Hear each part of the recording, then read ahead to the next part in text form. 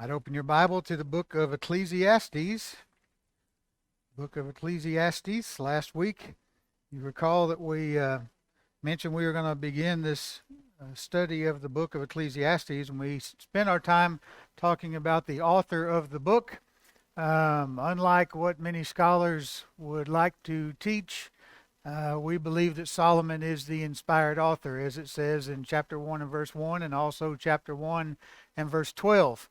And so as we talked about Solomon last week, and we discussed how he asked God for wisdom, and God not only gave him wisdom, he gave him great wealth and riches and all of these resources. We also talked about how he used some of his wisdom, but as we closed out, we discussed how Solomon didn't always use his wisdom for God, and that he was quite selfish with it. And you'll see from chapter 2 and verse 11 when we get over there, the idea that he took all of his resources and he had a big research project, a life research project, where he had the money, he had the time, and all the different resources he needed to go and research things in life. And it was a long, long experience that he went through. And when you read the book of Ecclesiastes, I believe, like many do, that this is at the end of Solomon's life, and that he's done all of these things, and he's not long for this world. And so we're looking at, remember, he was king for around 40 years in Israel, and becoming king at the age of 16 to 18, somewhere in there. We're probably looking at a man that's in the neighborhood of 55 years old, 56 years old, as we read the book of Ecclesiastes. And so why this book right now? Why are we studying it now? Well, actually, I don't think there's ever a time in history that this book is not relevant, where it's not preachable and where it's not going to hit you directly, just like it hits me directly. I'm studying this book and I'm thinking, Sean, you need to listen to this, and you need to listen to it good, and I don't think there's a time that you can read it where you won't say, I need to listen to this, and I need to listen to it good, because in this book, we are going to be confronted with and look at the biggest and hardest questions of life. It's amazing to me how we can watch maybe some TV shows, or you have conversations with people that are not involved in religion whatsoever, and there's a common theme among all people. At some time in their life, they're going to ask the question, why in the world am I here?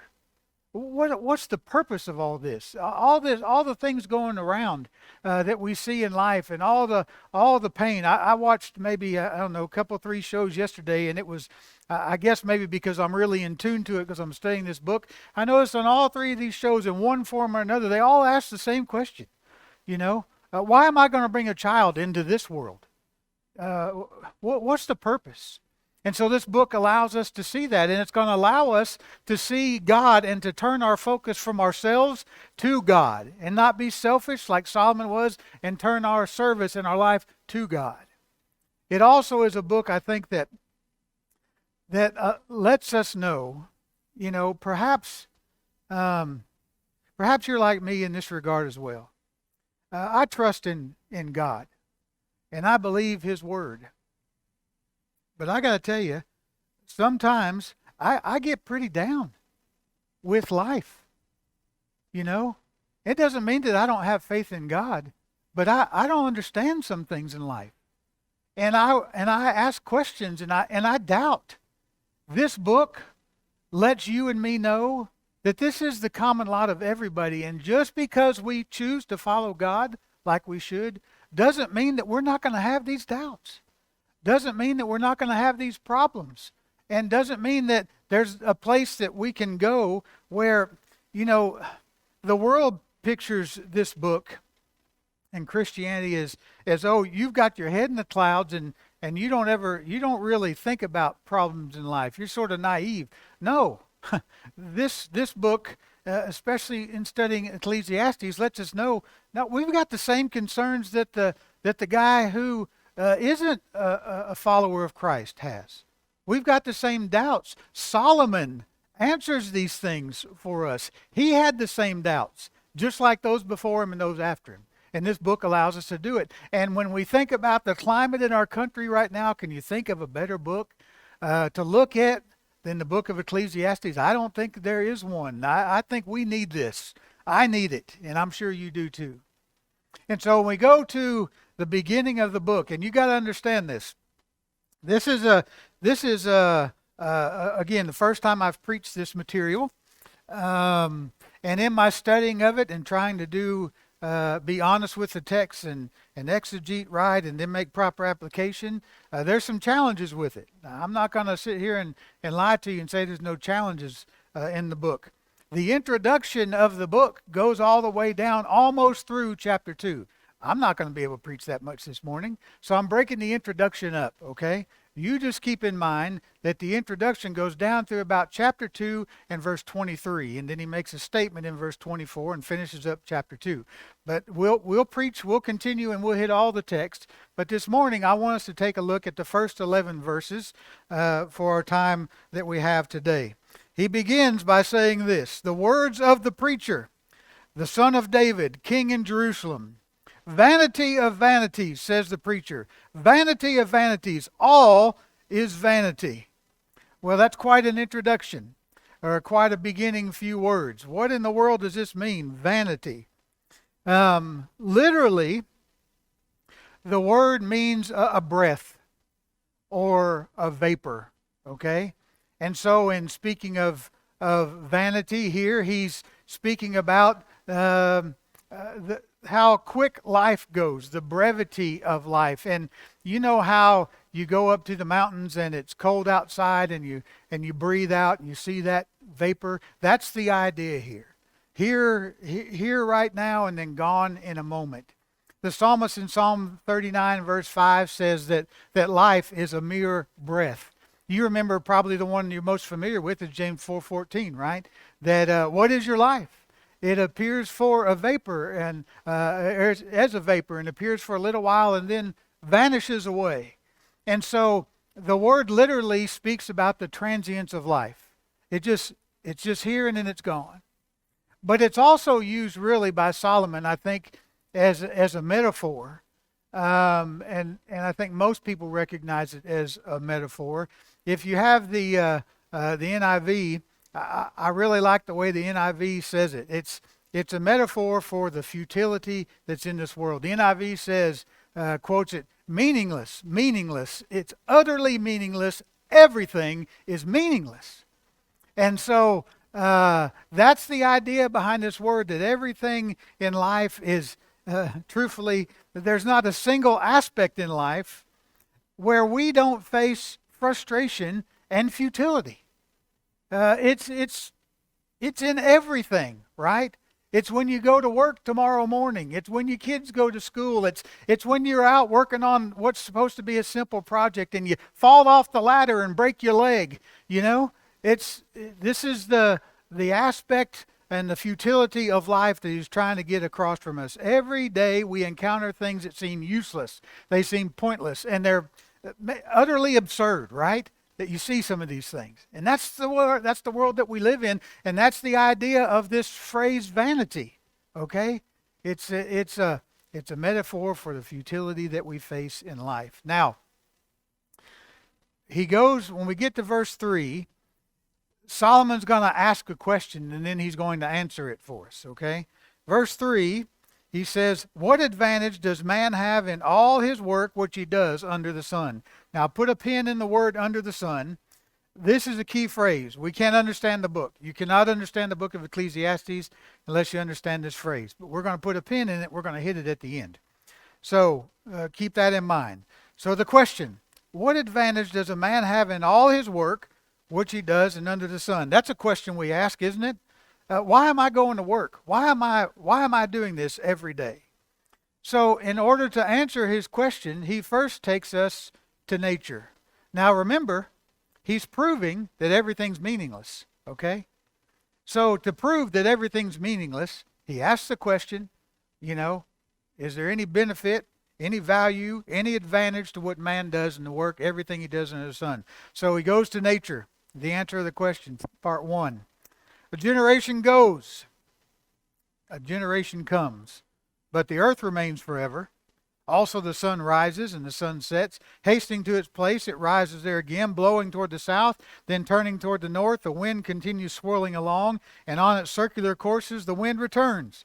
All the rivers flow into the sea, yet the sea's not full. To the place where the rivers flow, there they flow again. And so he takes us to nature. You notice the different elements here. You got the earth, you got fire and the sun, rather. You got wind, and you got water, the sea. And so it's interesting to me, his language is that he says, a generation goes and a generation comes. Generally, we would say that in the other way, wouldn't we?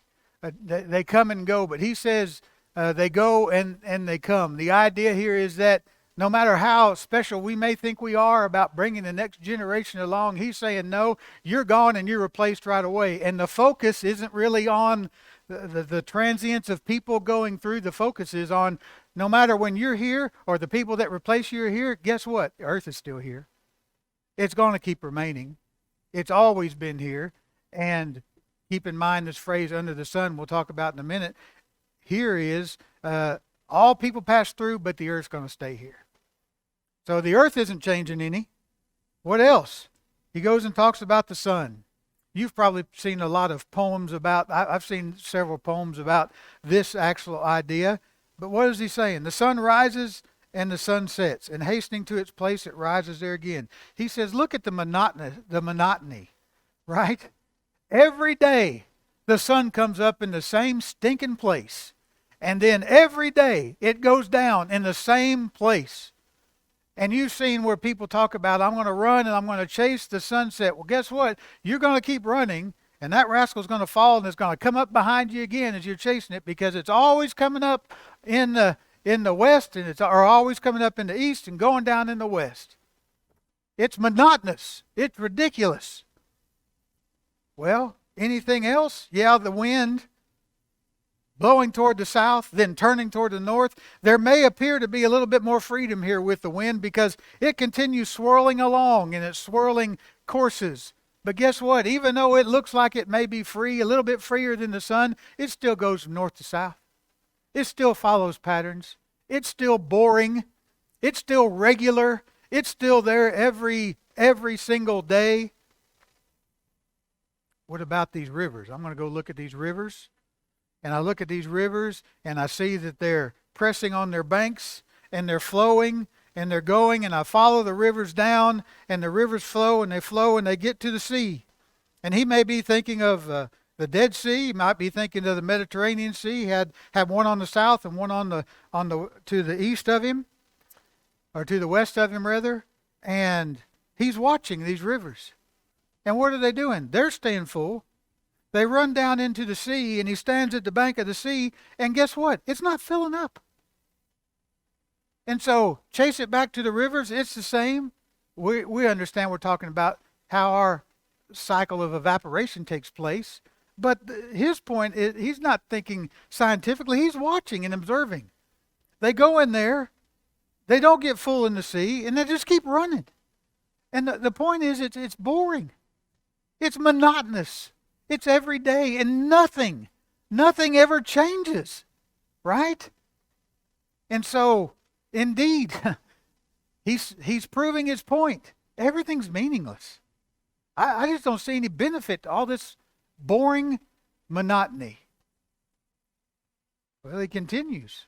He's going to keep proving his point that he opened with in the first couple verses, and he moves from nature, and he moves to humanity, to mankind, looking at his fellow man. And so we notice in verse 8, he says, all things are wearisome. Man is not able to tell it.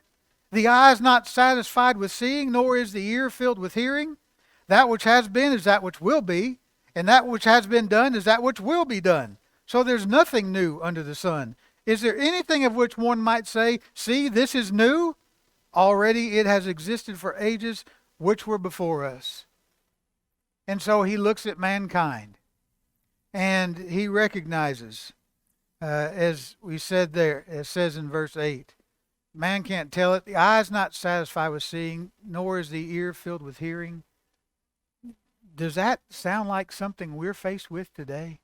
When you think about this eye and looking, How much visual stimulation do you and I have today? Right? I can see the screens glowing on some of your faces right now. I know you're looking at the Bible. Don't worry. No judgment here. But think about it. Almost 24 hours a day, we've got stuff in our face. YouTube, Netflix, Hulu, right? And man, the list could go on and on. And what do? We got our remote control, and we might even be in the chair with our 75-inch TV in front of us, with our 6-inch phone screen, maybe our iPad, but at least 2 screens and a remote control. And what are we doing? We're flipping. No, no good. No, no good. Oh, I'll watch that for a while. Nope, no good. Right? 1 or 2 o'clock in the morning comes around. And there we are. Almost muscle memory. Clicking. Right? One more show. There's bound to be something good to watch. Right? And if the TV's not enough, we've got every kind of way to put things into our ears imaginable. I must own 4 sets of headphones. 1 for walking, 1 for flying, right? 1 for working out. No need for chuckling there. What am I doing? Again, I can listen to Apple Music, Amazon Music, podcast, Spotify, Pandora, Groove Shark, on and on we could go. Listening, hoping to find one more thing. There's always one more show to watch. There's always one more game to play. There's always one more song to listen to. But let me ask you this. Do you ever listen to a song? Do you ever watch a show and you sit back and say, I'm finally satisfied. My life's complete. I've got real meaning now. No. It's an insatiable appetite for seeing, an insatiable appetite for hearing, and yet we're never, ever satisfied. And that's the whole point that Solomon's trying to make. You can't see enough. You can't hear enough. You can't see the right thing or hear the right thing enough to make yourself fully satisfied and at peace in this life. It just isn't going to happen. And so, he says, keep looking, keep listening, right? But that which has been is that which will be, and that which has been done is that which will be done. There's nothing new under the sun. Is there anything of which one might say, see, this is new? Already it's existed for ages which were before us. And we look at that and we say, you know, Sean, that's written 3,500 years ago. And so there's a lot of things that are new since Solomon was around. And certainly when he was there were even advances in things in life before, in his time, that weren't there just a few hundred years before. Not the point here. Okay? Not the point. You say, well, what about airplanes? What about cars? What about trains? They didn't have those. They're new. Oh, no. It's just a different form of travel. Think people didn't travel back then? But what about doctors? What about hospitals? What about medicine? Yeah, we've got great advances in those, but guess what? Still the same plight. People get sick and they want to get well. You see the point?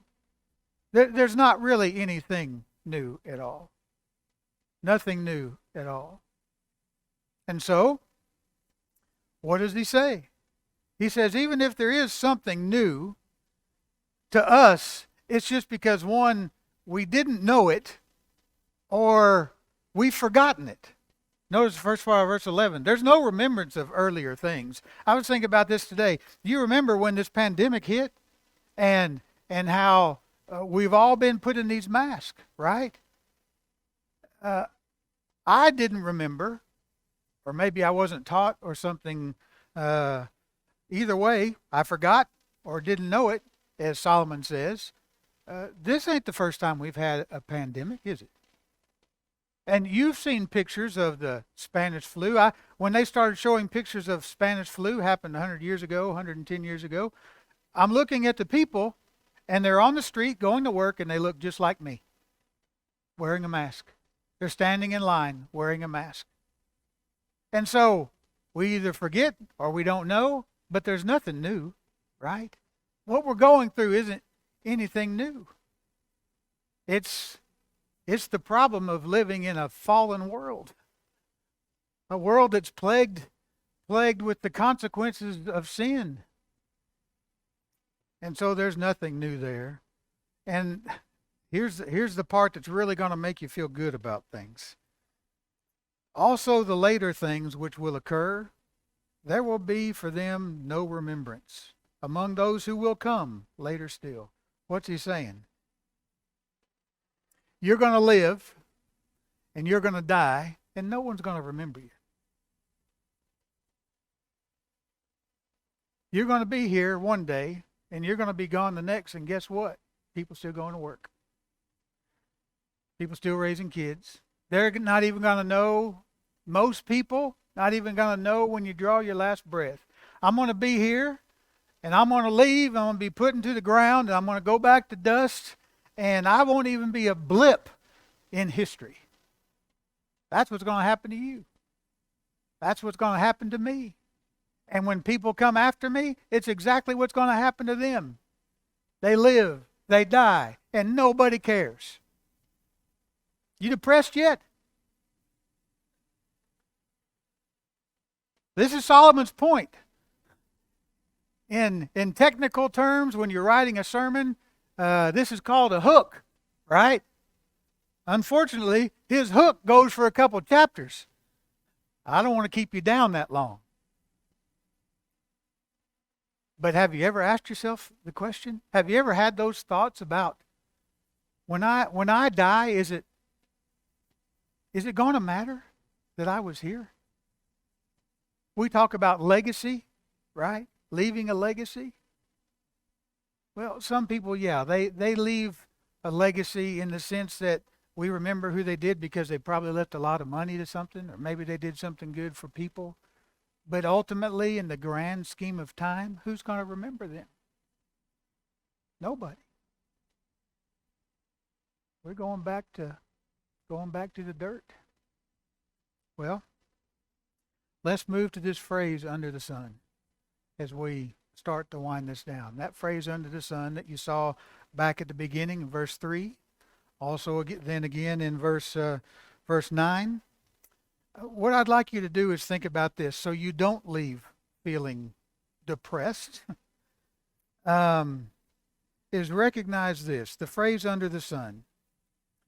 When you look at the phrase under the sun, we have to understand that what Solomon is getting across to us is that this is life from ground level. Okay? This is you and me on terra firma looking at the way things appear. Do you notice what is not in these first 11 verses? Or who is not in these first 11 verses? Right? God is not there. God's not there. In fact, he only mentions God once, all the way over till you get to the end of chapter 2. There's a reason for it. Okay? What he's showing us is, this is what life looks like without God. This is for the poor souls that aren't members of the body of Christ that surround us and live in this in the world. This is exactly what they see, and this is exactly how they feel, with no hope whatsoever. But I want you to turn this around a little bit. Take and look at it and put God in these things that he says. Add God to this recipe. When I look at the consistency of nature, when I think of that with God in nature, oh, I'm grateful that the sun comes up and goes down. I'm grateful that there are laws of nature that he has put in place. I'm grateful for his consistency, for his that we can depend upon him, right? When I look at mankind and I see that each day activities I participate in and do every day with God in those, suddenly my whole outlook changes. Each day is not a drudgery. Each day is not a horrible endeavor, but rather each day's brighter. I've got a skip in my step. I've got a purpose. I'm going somewhere, right? And God is the one who is making sure that I'm living a life that is full of purpose. And it's the only place that you can truly find satisfaction. It's why we see things in the New Testament like the peace that surpasses all comprehension and understanding. That we have a kind of love that we can't comprehend from God. Without God, it's exactly like this in chapter 1. But with God, with God, every day's a new day. And so we need to remember when we are frustrated or sad or angry or disappointed, and I'm assuming that you're just like me. I have all those emotions, and I have them frequently. When I look at everything in life that's getting broken, everything that's falling apart and going wrong, and I'm overwhelmed and I'm tempted to say, why even bother? Why am I going to bother doing this work? Why am I going to bother working at this relationship to try to hold it together? Why in the world am I going to bother with this faith, that I proclaim? I need to remember this. I wasn't made for this world. I'm made for a new and a better world. The very fact that we are weary of life is pointing us to the fact that Jesus is the only one that can satisfy us. He's the only one that can provide us with the meaning that we need. Right? And guess what? Where Solomon says, there's nothing new under the sun, I'm here to tell you this, that Jesus Christ is the exception to that rule. And we need not forget that. That's what's going to allow you and I to go face tomorrow morning. In fact, I think it's funny, one commentator wrote, think of the book of Ecclesiastes as the only book written on a Monday morning by a philosophy major. I think he's right. But in Jesus Christ, everything's new. You're outside of Christ, here's what he says. I'm going to make you a new creature. I'm going to give you a new heart. I'm going to give you a new life. I'm going to give you a new purpose, a new path. I'm going to give you that which fulfills you in life and shows you that there's something better waiting for you. Now, what about you and me? We made the commitment to follow Christ. We've put him on in baptism. But I still feel this way sometimes. What I got to do? I got to go back to here. I got to go back to the book. And I got to keep my nose in the book because this world's trying to distract me with all those things we're talking about before. I got to go back to the one who says, I'm the one that's going to satisfy you. Paul says, though the outward man is perishing, the inner man is what? Being renewed day by day. Because God realizes that's what it takes for you and me to get out of here. I need him every day. And the days that I skip reading this, or the days I skip talking to him, or the days that I take my mind off of him, those are the days that remind me of the first 11 verses of this book. Why am I here? Why bother? Right? Look, we don't have to go through life without purpose or without meaning. God gives it to us. I hope and pray this morning that as we begin this study of Ecclesiastes, you'll turn yourself back to the book and look at the God who promises to give us new life and renew us each day. If you need to respond to the Lord's invitation, we're glad to help you in the back. Afterwards, don't leave without talking to us. If you want to study, you want to know how to have this new life, we want to share it with you. If you would stand right now, Roger's going to lead us in a closing song or an invitation song, and thank you for your attention this morning.